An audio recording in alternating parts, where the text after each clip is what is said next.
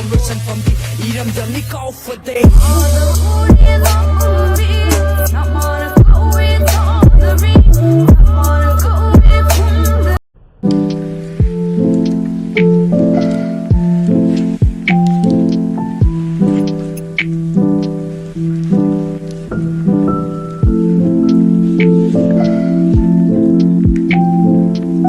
Hello ma'am, nasi.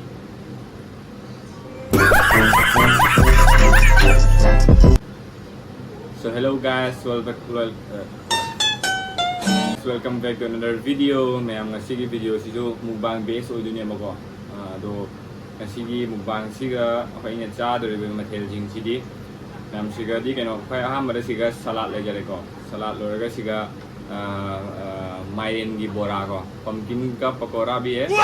Adu lo ga siga na Raajma thomum su le ko.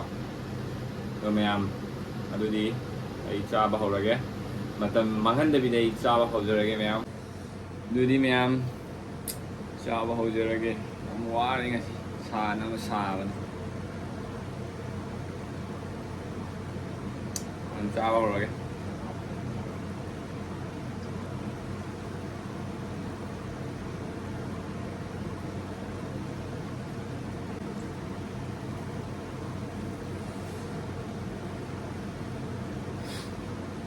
Ma'am, ilo wairo. Ilo roige bijao deo. Okay.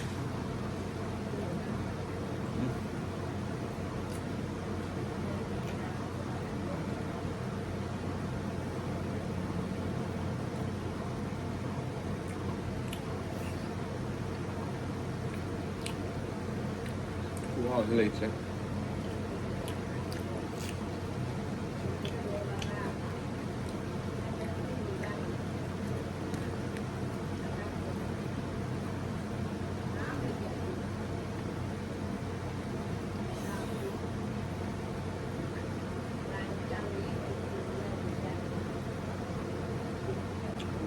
Này xin mình chơi chú rồi rồi mà thùng có iman thùng đi mình rồi nè ôi nhắm nó chi vậy luôn đấy vậy mà nào nhiều đi làm đấy support đâu vậy video nằm mua cổ lu chào cổ lu mà mình cứ nghĩ mong đi xem bị cái Dito bigay, dato bigay.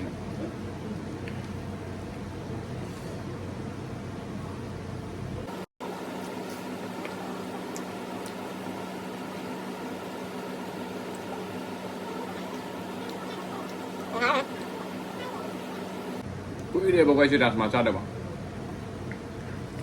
Roma dengan ang ina. Raajma tungu. Raajma ang chaning hai. Sabi si Raajma sabi. Tadi pa ya ba? Tadi yam hin jane su aw yaw de no me amna si bi de na isha 82 de 83 de mu subscriber de yaw de bi do na ma de su support to biyo comment to biyo share to biyo ai gi hadi aina thangali ba aina thangakri ba video mamang gi video sing lai adu ga gi ngasi thangat ba lai adu singdugi keno du ga changira link du ga changira ko मैम share तबियो हानगी video बतारसु latest हजिकी update ओइबा video ओइबा तारसु अदे ममांग दे प्रीवियस वीडियो ओइबा तारसु को मैम दुगा चंगबि आइगी चैनल दुगा चंगबि हारगा मैम नामदन सपोर्ट तबरे वीडियो बदि यामना थांगात्रि जिखोगी ओइना हमदन सपोर्ट तबियो मैम मुंग दिस चार कनि कोय हादि मुंगबांग ओइरे ना ओनली चिकन ओनली केनो वेज अदु माइन आइदि पुन ऑल राउंडर नि चार गया मैम सिबिनो सपोर्ट तबियो को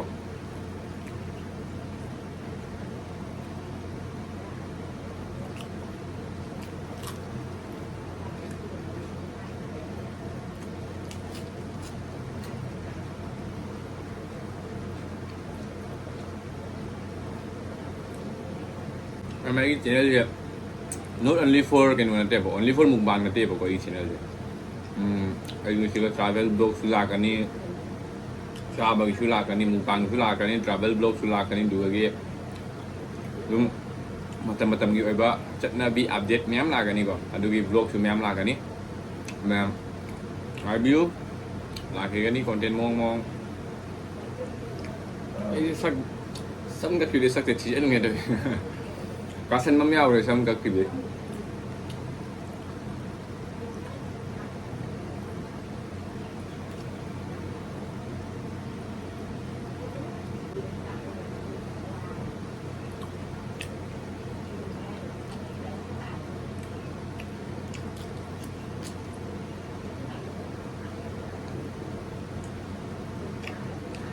ꯑꯩꯅ ꯍꯧꯖꯤꯛ ꯑꯩꯁꯦ ꯍꯧꯒꯠꯂꯦ ꯍꯣꯏ ꯏꯃꯥꯗꯁꯨ ꯉꯔꯥꯡ ꯑꯩꯅ ꯍꯥꯏꯒꯦꯕ ꯍꯌꯦꯡꯗꯣ ꯁꯨꯃꯥꯏꯅ ꯔꯥꯖꯃꯥ ꯊꯣꯡꯉꯨꯗꯨ ꯇꯧꯗꯥꯗꯣ ꯑꯩ ꯚꯤꯗꯤꯑꯣ ꯅꯝꯒꯦ ꯈꯣꯠꯀꯦꯅ ꯑꯩꯈꯣꯏ ꯃꯥꯅ ꯍꯣꯏ ꯌꯥꯏ ꯑꯗꯨꯒ ꯁꯤ ꯃꯌꯥꯝ ꯇꯃꯥꯇꯔꯒ ꯑꯗꯨꯒ ꯆꯤꯀꯟ ꯊꯕꯤꯒ ꯑꯗꯨꯒ ꯀꯩꯅꯣꯒꯁꯦ ꯇꯤꯜꯍꯧꯒꯁꯦ ꯑꯩꯅ ꯀꯨꯏꯗ꯭ꯔꯤ ꯑꯩ ꯂꯥꯛꯄ ꯁꯣꯞꯄꯤꯡ ꯇꯧꯔꯤꯅꯦꯕ ꯀꯩꯀꯩ ꯆꯥꯕ ꯌꯥꯕ ꯉꯁꯤꯒꯤ ꯀꯣꯟꯇꯦꯟꯁꯦ ꯀꯩꯀꯩ ꯆꯥꯕ ꯌꯥꯕꯁꯤꯡꯗꯣ ꯌꯦꯡꯊꯣꯛꯎꯒꯦꯅ ꯁꯣꯞꯄꯤꯡ ꯇꯧꯊꯣꯛꯎꯔꯤꯅꯤ ꯑꯗꯣ ꯑꯩꯅ ꯍꯧꯖꯤꯛ ꯂꯩꯖꯔꯛꯄꯅꯦꯕ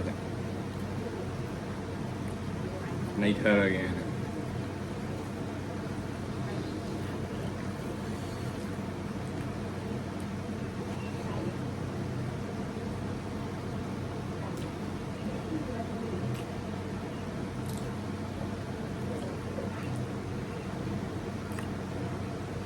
ꯌꯥꯔꯤꯕ ꯃꯈꯩ ꯃꯌꯥꯝ ꯁꯤꯌꯔ ꯇꯧꯕꯤꯌꯨ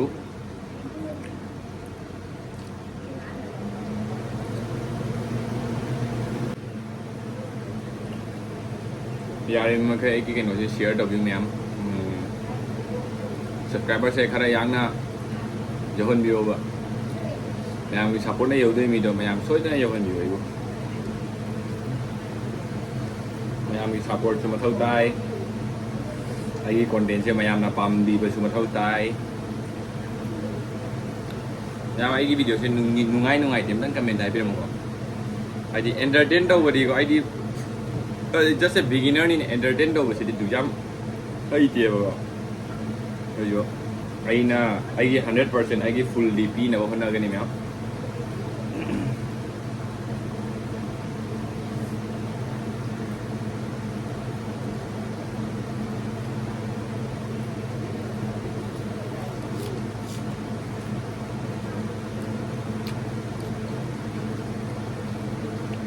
ꯉꯁꯤꯗꯤ Oh my god! ꯋꯥꯟꯁꯤ ꯉꯥꯡꯕꯩ ꯃꯨꯠꯇ ꯂꯩꯇꯦꯕ ꯗꯤꯟꯗ ꯄꯨꯏ ꯃꯌꯥꯝ ꯃꯔꯛ ꯃꯔꯛꯇ ꯁꯨꯝ ꯌꯥꯎꯔꯛꯀꯅꯤ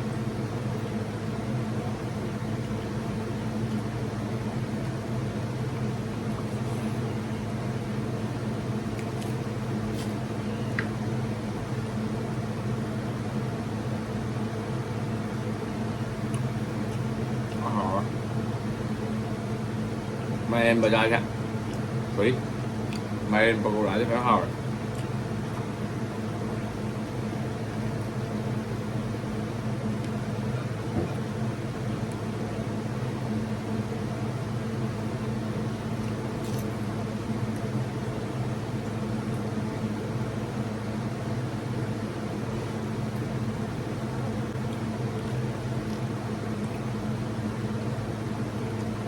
hꯧꯖꯤꯛꯀꯤ ꯁꯥꯈ꯭ꯔꯕ ꯅꯨꯡꯁꯥꯁꯤꯒ ꯃꯌꯥꯝ ꯀꯃꯥꯏꯅ ꯂꯩꯅꯔꯤꯒꯦ ꯃꯁꯤ ꯑꯝꯇꯪ ꯈꯪꯅꯤꯡꯉꯤꯅꯤ ꯑꯩꯗꯤ ꯈꯥꯡꯕ ꯉꯝꯗ꯭ꯔꯦ ꯆꯠꯂꯅꯤ ꯑꯦꯟꯇꯥꯔꯇꯤꯀꯥ ꯆꯠꯀꯦꯅ ꯈꯜꯂꯤ ꯐ꯭ꯂꯥꯏꯠ ꯇꯤꯀꯦꯠ ꯀꯛꯀꯦ ꯇꯧꯔꯝꯃꯤꯅꯤ ꯉꯥꯡ ꯃꯃꯥꯡꯗ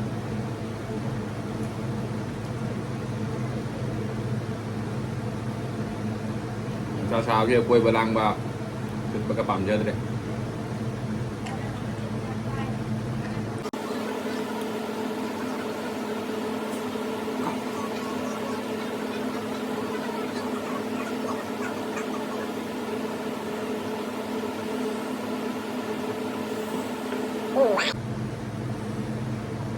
Em xí cái nông rồi đấy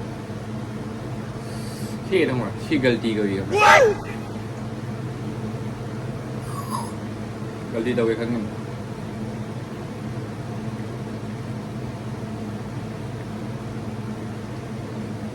마마가 이거 이제 거의 마마가 이거 세 개는 또 내봐 짜바이 챌린지 또 내봐 봐 마나 cái người accept tao rồi tao ta đi maga iga email tana re Bài ơi! Ơi! mama email tana ni khan kan go email tana ba rồi thuộc mu ja rồi không mà câu cái nó cô đồ nó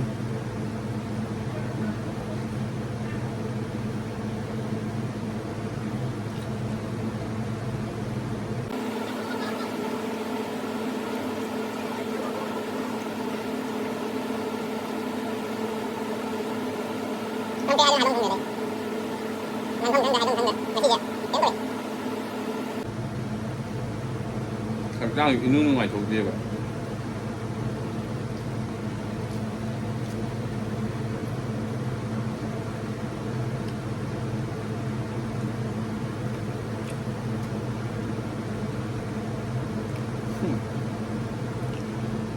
rồi nữa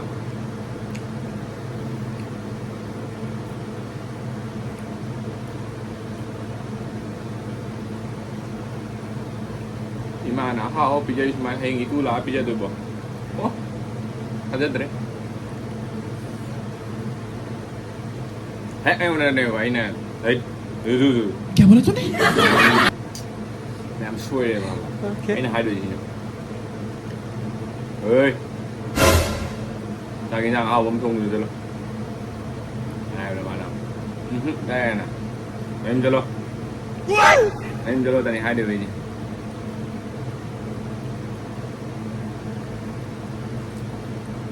Ai đi nữa, vậy mà nó thùng mấy khoa rồi, tôi nó thùng là dâu rồi bộ, ai rồi nữa, ra rồi, nó là cái trắng ngà putih,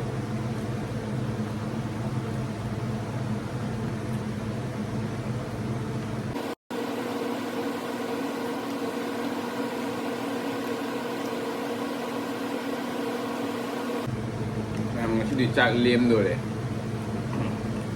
Chiếc liêm này bây giờ làm chăn nhưng đều của mình thay lần trước mình nghe các bạn nhìn phải làm tiếng lần liêm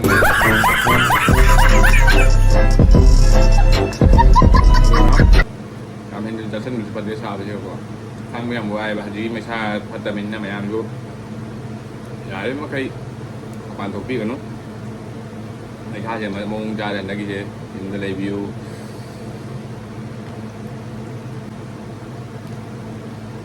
cái video cho mèo ngoài đưa hai bằng cầm đây cái này mà thi giao đây và khi cho giao đây rồi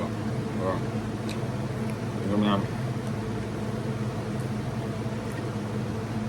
sao tôi lại sẽ sao tôi đem nha làm cha bằng cầm bằng cái gì orang ngasih choice ke mata ni tension dia lah kan. Matang dah interesting buat video mah boleh nak pernah game yang dengan dah. Itu kada idea. Kayak ni. Ayo kada kan dong nampak. Untuk orang kan tu ni kau, hari tu ni kau memang. Anu mana dah loi nak hidup dia benda. Memang matang dah suai pada nak improve orang kan. Matang video dah pada nak dong nak jalan game yang. Matang hasil lulusnya lagi, ma'am. Bye bye. Yo.